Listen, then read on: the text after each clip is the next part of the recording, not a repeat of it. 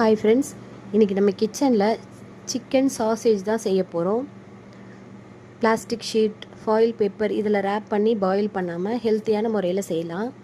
அதை வச்சே சிம்பிளான ஹாட் டாக் ரெசிபியும் பார்க்கலாம்.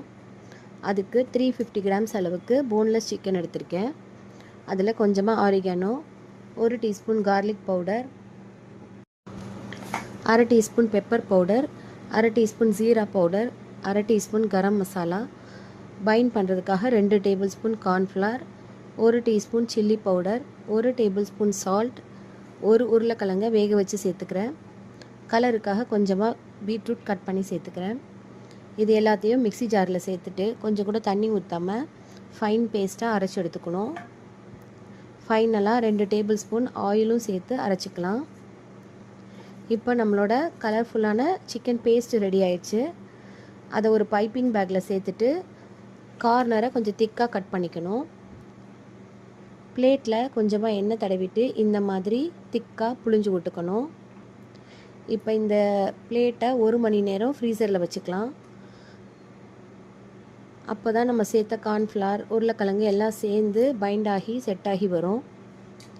இப்போ எடுத்து பார்க்கலாம். 1 மணி நேரம் கழித்து நல்லா செட் ஆகிருச்சு.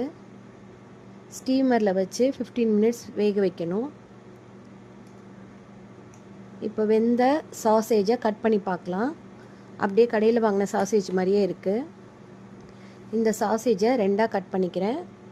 அதே சைஸ்க்கு க்யூப் சீஸையும் கட் பண்ணி ரெடி பண்ணிக்கிறேன். ஒரு ஸ்கியூவர் குச்சியில் இந்த மாதிரி இன்சர்ட் பண்ணி ரெடி பண்ணி வச்சுக்கலாம். முட்டையில் கொஞ்சமாக salt, pepper powder, mixed herbs இதெல்லாத்தையும் சேர்த்து மிக்ஸ் பண்ணி வச்சுக்கிறேன்.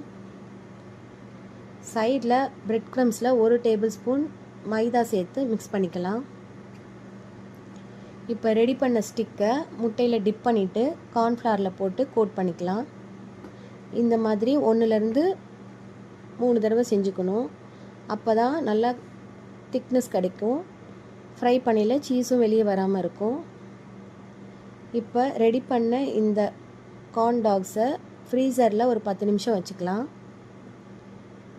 ஆயில் சூடாயிடுச்சு. இப்போ நம்மளோட கார்ன் டாக்ஸை ஃப்ரை பண்ணிக்கலாம். 2 சைடும் கோல்டன் கலர் வந்ததுக்கப்புறம் வெளியே எடுத்துடலாம். சீஸ் எதுவும் மெல்ட் ஆகி வெளியே வரல. இப்போ நம்மளுக்கு பிடிச்ச சாஸோட நம்மளோட கார்ன் டாக்ஸை சாப்பிட்டு என்ஜாய் பண்ணலாம்.